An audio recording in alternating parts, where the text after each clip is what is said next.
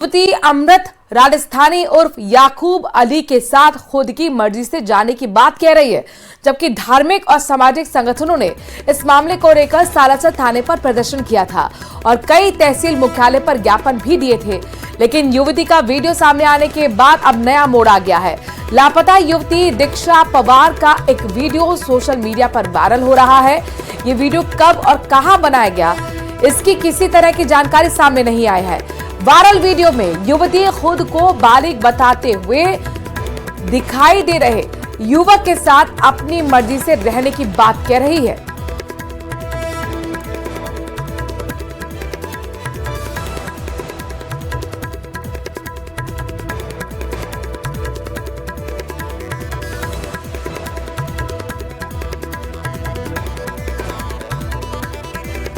अच्छी तरह से जीने दो और आप भी अच्छी तरह से जियो। मैं एकदम सुरक्षित हूँ, एकदम सेफ हूँ और मैं इन्हीं के साथ रहूँगी चाहे कुछ भी हो जाए। तो मेरी ये निवेदन है कि आप टेंशन ना लें और आप भी खुश रहें और हमें भी रहने दें। प्रयागराज महाकुंभ के लिए आज दौसा के मेहंदीपुर बालाजी मंदिर से भारी मात्रा में खास सामग्री को भेजा जाएगा और इस दौरान गृह राज्य मंत्री जवाहर सिंह बेटा, मेहंदीपुर बालाजी मंदिर ट्रस्ट के महंत नरेश पुरी जी महाराज समेत विश्व हिंदू परिषद के पदाधिकारी मौजूद रहे। दरअसल अपडेट देने की सामग्री को रवाना किया गया, उस दौरान की तस्वीरें आपको हम दिखा रहे हैं।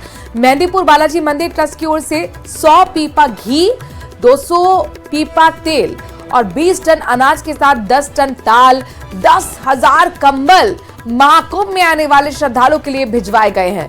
इसके अलावा मेहंदीपुर बालाजी मंदिर ट्रस्ट की ओर से प्रयागराज में सेवा शिविर का भी आयोजन किया जाएगा। वहीं मेहंदीपुर बालाजी के महंत डॉक्टर नरेश पुरी जी महाराज 14 जनवरी को महाकुंभ में शाही स्नान करेंगे।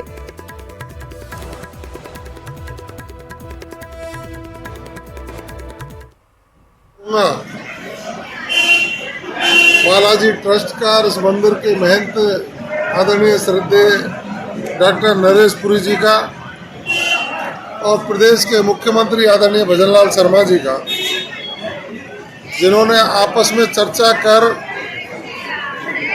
महाकुंभ में आने वाले लोगों सही देखभाल हो, किसी को सर्दी नहीं लगे तो 10,000 से ज़्यादा कंबल,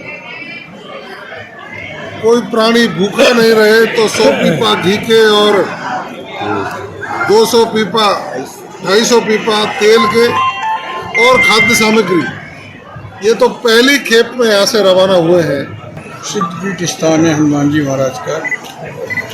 यहाँ अष्ट सिद्धि नवनित्य रहता है, इनके चरणों में सब कुछ है। अगर ऐसे स्थान से ही जनसेवा, धार्मिक कार्य, परोपकार कार्य या देश के लिए कार्य नहीं होंगे तो कहाँ से होंगे? ये इन्हीं की प्रेरणा से होता है। उनकी प्रेरणा से जो कार्य होते हैं वो सब सफल होते हैं। महाराज के पुणे से एक दिन भी उन्हें नहीं बचा पाएंगे। कुमार विश्वास के बयान का वीडियो सोशल मीडिया पर तेजी से वायरल हो रहा है।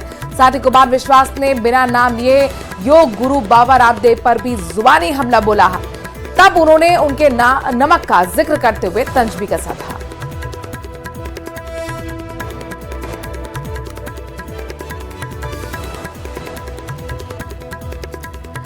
तो फिल्म के डायलॉग को लेकर हमला बोला है कुमार विश्वास ने बिना नाम लिए लेखक मनोज मुंतशिर पर। फिल्म के डायलॉग को लेकर यह हमला बोला गया और इसके साथ साथ इससे पहले बाबा रामदेव पर भी हमला बोलते हुए नजर आए थे कुमार विश्वास। उनके बिजनेस को लेकर हमला बोला था और अब यहां पर उनके निशाने पर लेखक मनोज मुंतशिर आ गए हैं। इन लोगों ने राम पर फिल्म बनाई, कितने मूर्ख हैं। हनुमान जी से कैसी भाषा बुलवा दी और टीवी पे बहस और कर रहे हैं। कह रहे वो तो भक्त थे, भगवान थोड़ी थे। भाई मेरे, राम जी को कुछ भी कहना ना बच जाएगा, इनको कुछ कहा ना तो फिर बस राम जी भी नहीं बचा पाएंगे। हनुमान जी की भाषा, पहली बार जब हनुमान जी से संवाद किया राम जी ने, जब उन्होंने कहा कि मैं सुग्रीव महाराज सुग्रीव का प्रधानमंत्री हूं, तो श्रीमद् वाल्मीकि रामायण पढ़िए। राम जी लक्ष्मण जी से कहते हैं कि वाक्यज्ञम मधुरम इदम सुग्रीवम सचिवः कपि।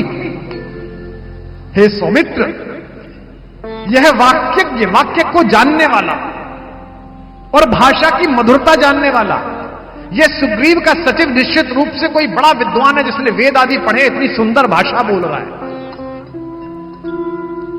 और तुमने छपरियों की लैंग्वेज इस्तेमाल करा दी और फिर कहते हो कि क्षमादान दे दो।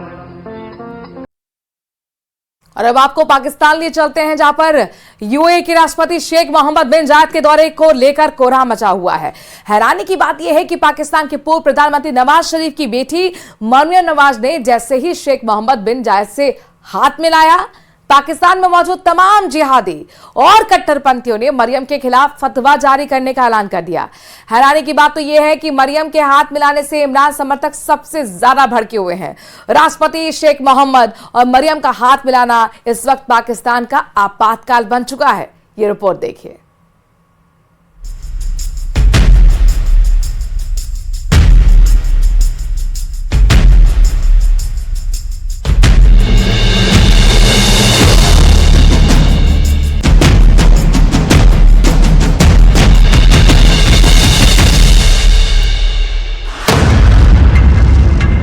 मरियम ने मिलाया हाथ, पाकिस्तान में आपातकाल।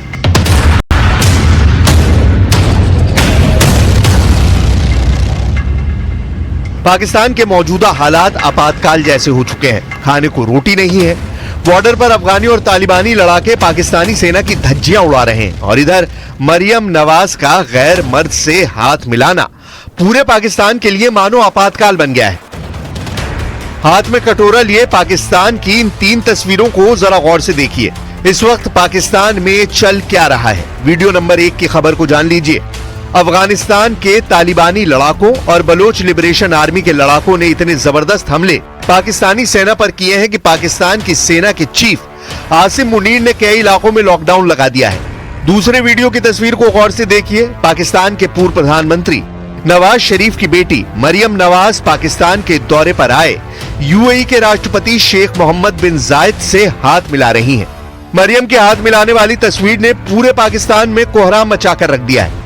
तीसरी वीडियो ने तो पूरे पाकिस्तान को अंधेरे में डुबो दिया है। खबर है कि पाकिस्तान में बल्ब नहीं, अब सिर्फ लालटेन रात में जलेगी। ये तीनों वीडियो इस वक्त पाकिस्तान के लिए आपातकाल की तरह से हो गए। राष्ट्रपति शेख मोहम्मद से मरियम ने क्यों मिलाया हाथ?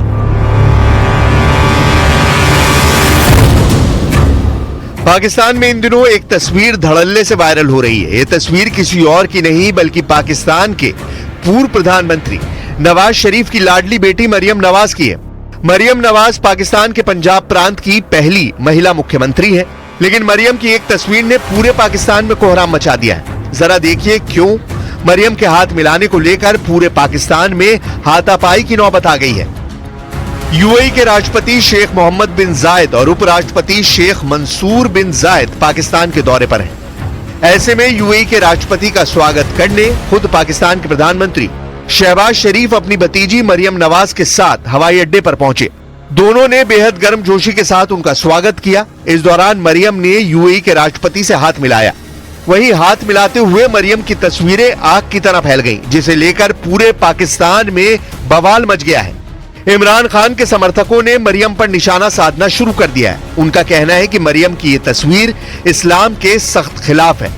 कुछ पाकिस्तानी यूजर्स ने मरियम पर हमला करते हुए कहा है कि गैर मर्दों से भरे कमरे में मरियम अकेली महिला थी जो सरासर इस्लामी उसूलों के खिलाफ है। वहीं कुछ कट्टरपंथियों ने तो मरियम के खिलाफ फतवा जारी करने की मांग कर दी है। मरियम नवाज ने यूएई के राष्ट्रपति शेख मोहम्मद बिन जायद से हाथ क्या मिला लिया? पूरे पाकिस्तान में आपातकाल जैसे हालात हो गए। पाकिस्तानी मीडिया और सोशल मीडिया पर तीखी बहस शुरू हो चुकी है। लोगों से हाथ मिला रहे यार, ये कैसी बात है? तो इनको चाहिए जरा दीन का थोड़ा सा लिहाज करें, दीन को इस तरह ना करें। ये जिस तरह की बेहुदा हरकतें हो रही हैं, ये पाकिस्तान एक इस्लामी मुल्क है, अमेरिका लंदन नहीं है जहाँ पे आप छोटे कपड़े पहन के निकल जाएं। हाथ में हाथ पकड़ना ये कुछ समझ में नहीं आ रहा। और ऊपर हाथ रखा हुआ है। नहीं, ये तो गलत बात है यार, ये तो मुझे अच्छा नहीं लगा। जो जिस तरह अगर एक औरत के लिए हम ये बात कर रहे हैं कि जी उसने क्यों हाथ मिलाया, तो फिर मर्द के लिए भी वही जो है वो बाउंड्रीज होनी चाहिए, वो उसी तरह क्रिटिसिज्म होना चाहिए। ऐसे में मरियम के समर्थकों ने भी इमरान खान की पुरानी तस्वीरें शेयर करना शुरू कर दी हैं।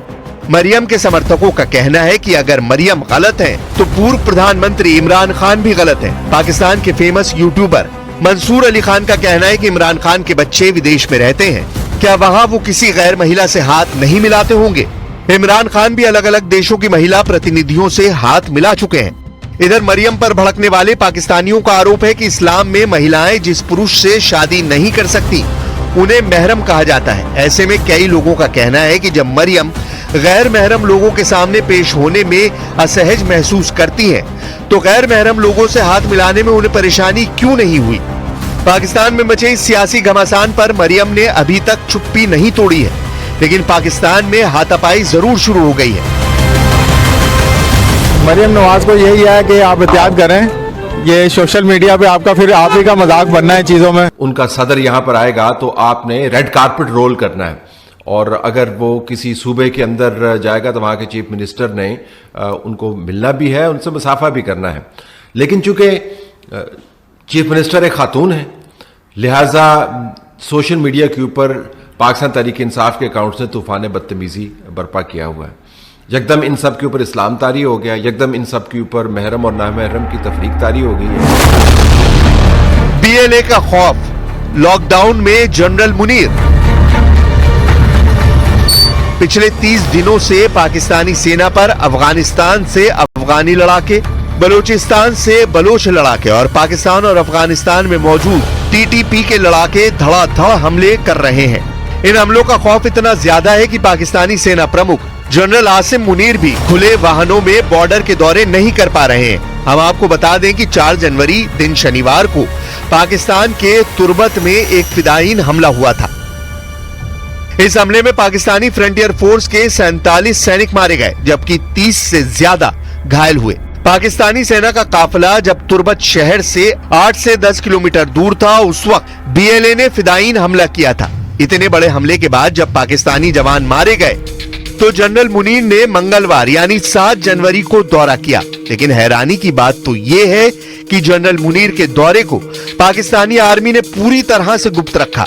बीएलए के डर से पाकिस्तानी फौज जबरदस्त खौफ में है। पाकिस्तानी मीडिया के मुताबिक तुर्बत आने से पहले पूरे शहर में लॉकडाउन लगा दिया गया ताकि किसी को आर्मी चीफ के दौरे की भनक न लग पाए।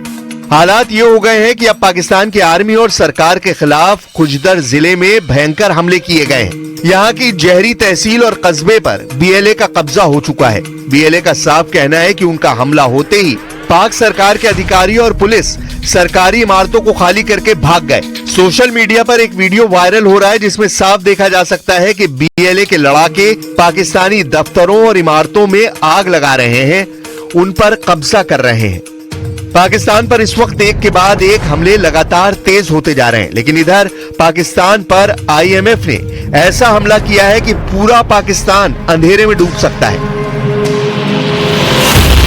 पाकिस्तान की बत्ती गुल, आईएमएफ का चला हंटर। अंतर्राष्ट्रीय मुद्रा कोष यानी आईएमएफ ने पाकिस्तान पर ऐसा नियम ठोक दिया है कि उसके सामने एक नई मुसीबत खड़ी हो गई है। इस नियम का पालन करना भी पाक के लिए जरूरी है, और अगर इसे मानता है तो वहां की जनता, सरकार और उद्योग सभी को परेशानी का सामना करना पड़ेगा। आईएमएफ ने बिना कोई हमदर्दी दिखाते हुए सरकार से औद्योगिक कैप्टिव पावर प्लांट्स यानी सीपीपीज को गैस आपूर्ति पर भारी शुल्क लगाने के लिए कहा है। इससे ग्रिड पावर और उनके इन हाउस बिजली उत्पादन के बीच हो रही मुनाफाखोरी को खत्म किया जा सकेगा। लेकिन आईएमएफ के इस हंटर से पूरे पाकिस्तान में बिजली संकट पैदा होने जा रहा है। अब देखना होगा कि पाकिस्तान किन किन मोर्चों पर कैसे निपटता है।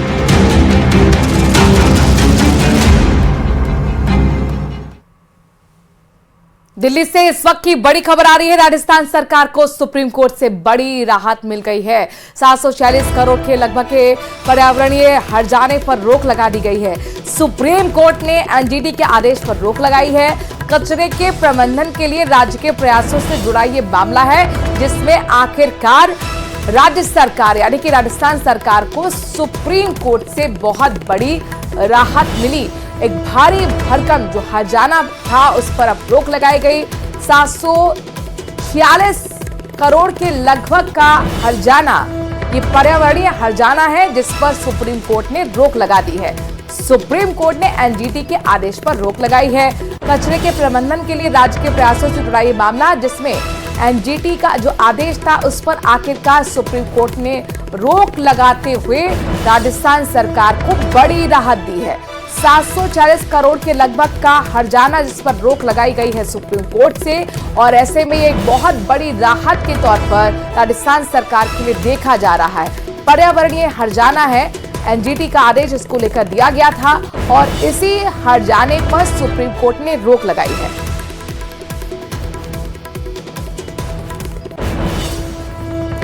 अति भव्य महाकुंभ की दिव्य झलक दिखनी शुरू हो गई है। 13 जनवरी को महाकुंभ की शुरुआत होगी और महाकुंभ की फाइनल तैयारियों का निरीक्षण करने के लिए यूपी के सीएम योगी आदित्यनाथ फिलहाल प्रयागराज में मौजूद हैं। योगी आदित्यनाथ 2 दिन के प्रयागराज दौरे पर हैं। कल उन्होंने महाकुंभ क्षेत्र का निरीक्षण किया था। 5 तस्वीरें उससे जुड़ी आपको दिखा रहे हैं। शाम में उन्होंने साधु संतों से मुलाकात की और आज मुख्यमंत्री ने खास तौर पर जो रेडियो चैनल है, उस रेडियो चैनल जो कि महाकुंभ से जुड़ा हुआ है, उसकी शुरुआत की है, लॉन्च किया है। कल रात सीएम योगी आदित्यनाथ ने महाकुंभ क्षेत्र में जरूरत लोगों के साथ कंबल बांटे थे, जरूरतमंद जहां पर वो मौजूद थे। और 13 जनवरी से आपको बता रहे हैं कि महाकुंभ की शुरुआत होने वाली है। 26 फरवरी तक महाकुंभ चलेगा। 45 करोड़ के लगभग श्रद्धालु आने की उम्मीद है और ऐसे में आखिरी चरण में तैयारियां पहुंच चुकी हैं। उसी का निरीक्षण करने के लिए प्रयागराज के दौरे पर मुख्यमंत्री, जहां पर ताबड़तोड़ योजनाओं को लॉन्च करते हुए कुंभ का नया रेडियो लॉन्च किया गया है। संतों से मुलाकात कर वहां पर फीडबैक जाना कि किस तरह की तैयारियां हैं, क्या आप लोग संतुष्ट हैं। आपको बता दें कि 13 जनवरी का काउंटडाउन शुरू हो गया है। अब से सिर्फ 2 दिन बाद ही महाकुंभ की शुरुआत होने वाली है। तो सनातन संस्कृति का अद्भुत संगम आपको देखने को मिलेगा। ये महाकुंभ 12 साल बाद नहीं, बताएं कि 144 साल में एक बार आता है और ये वही महाकुंभ है।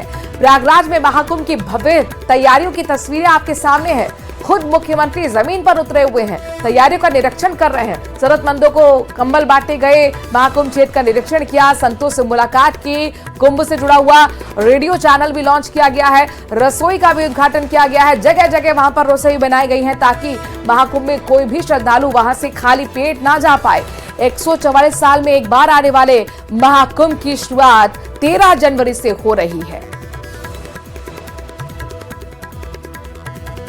तो सनातन संस्कृति का महासंगम महाकुंभ जिसे कहा जाता है, जहां पर संस्कृति, आस्था और विरासत का अद्भुत आपको मिलन देखने को मिलेगा। त्रिवेणी घाट पर यानी कि संगम पर या कि प्रयागराज में महाकुंभ की भव्य तैयारियां आपके सामने हैं। 5 तस्वीरों के जरिए आप देखें किस तरीके से आखिरी चरण में तैयारियां पहुंच चुकी हैं।